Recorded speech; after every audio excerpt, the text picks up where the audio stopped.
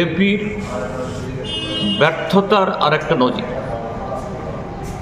আরে বাবা, ডক্টর শ্যামাপ্রসাদ মুখার্জি আমাদের সর্বোচ্চ একজন নেতা। তার নামে আগরতলা শহরে আরেকটা আরও বেশি বহু সুবিধাযুক্ত, বহু আসন বিশিষ্ট এবং মাল্টি ফেসেটেড নানা ধরনের কর্মকাণ্ড করা যায়, এরকম একটা কাঠামো তৈরি করে ডক্টর শ্যামাপ্রসাদ মুখার্জির নামকরণ তোমরা করো না। এতে তোমাদের সম্মান বাড়ত, শহরবাসীর কাছ থেকে সেখানে বাহবা করাতে পারত। কিন্তু কি করলো? আমাদের ভারতবর্ষের ঐতিহ্য আছে সে ব্রিটিশ আমল থেকে, যেমন কলকাতা টাউন হল, এর কোনো অন্য নাম নেই।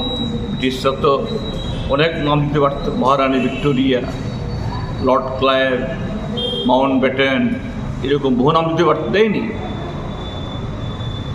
এরকম Kolkata town hall, Bombay town hall, Chennai town hall,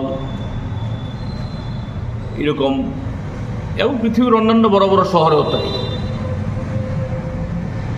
সেই আদলে এটাকে অনুসরণ করেই এখানে যখন ডক্টর ভেঙ্কটরমন যখন এটার ইনগরেট করেন সেকেন্ড লেফটেন্যান্ট গভর্নমেন্টের সময়তে, এটাকে টাউন হলে বলা হয়েছে।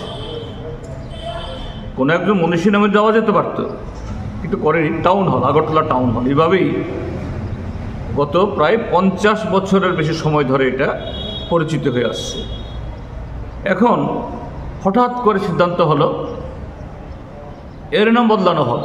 আর বদলালো এদের শ্রদ্ধাভক্তির নমুনাটা কি? শ্যামাপ্রসাদ মুখার্জি একজন ডক্টরেট অর্থাৎ পিএইচডি করেছেন, নট ডাক্তার। আমি দেখিনি অবশ্য সাইনবোর্ডটাও পড়ে, আমি একটা এই সোশ্যাল মিডিয়ার কথা দেখেছি, ওইখানে লেখা আছে বাংলাতে ডাক্তার।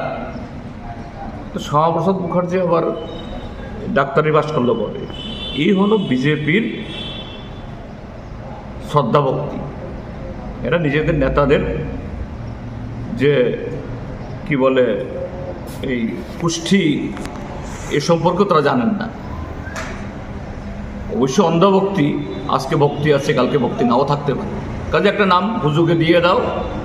এই তাদের এই পদক্ষেপকে আমরা তখনই নিন্দা করেছি, সমর্থন করতে পারিনি, এখনও করছি না।